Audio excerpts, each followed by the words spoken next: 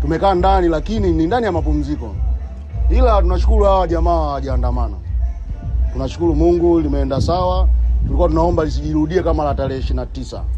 Sababu lingejirudia blaza, sijui ingekuaje. Lakini Mungu katenda miujiza yake. Watu tumekaa ndani siku moja. Lakini tumetoka sasa hivi tumeamua tuje tu refresh. Hapa na refresh, nikitoka hapa naenda home. Japokuwa leo tumefurahi sana. Ila nilikuwa naona serikali kwa nini wasiwasikilize hawa jamaa? Wasikilize hawa jamaa wanataka nini? Kusudi jambo liishe, tuishi kwa amani. Unajua nchi yetu sisi tumekaa muda mrefu, hatujaona magari ya jeshi barabarani, hatujaona mapolisi barabarani. Sasa hivi kuna magari hadi ajabu tulikuwa tunaona kwenye TV. Lakini sasa hivi tunaona barabarani, yaani ukipita unakutana nalo barabarani. Unajiuliza hili gari tuko nalo Tanzania kweli? Lakini sasa hivi tumeliona kwa sababu ya watu. Lakini mimi naona wasikilize tu jambo liishe. Sababu hatuwezi kuwa tunakuwa na wasiwasi. Wasikilize jambo liishe, wanataka nini? Serikali jambo liishe. Kwa tunashukuru Mungu sasa hizi tumetoka.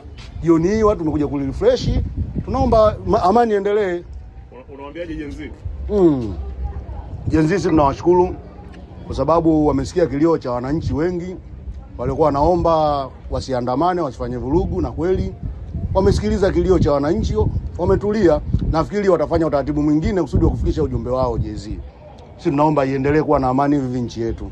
Sababu ikiwa na amani sisi tutaenjoy, tutarefresh. Sasa hivi wengi mabasi mengi ulikuwa ukienda unakuta hamna usafiri. Umeona? Usafiri umejaa kwenye mabasi, ukienda watu wanapata shida kwa sababu ya jambo hili. Lakini tunashukuru Mungu jana limepita salama, leo tumetoka tuna refresh, mambo yaendelee, ila tunaomba serikali wasikilize hawa jamaa.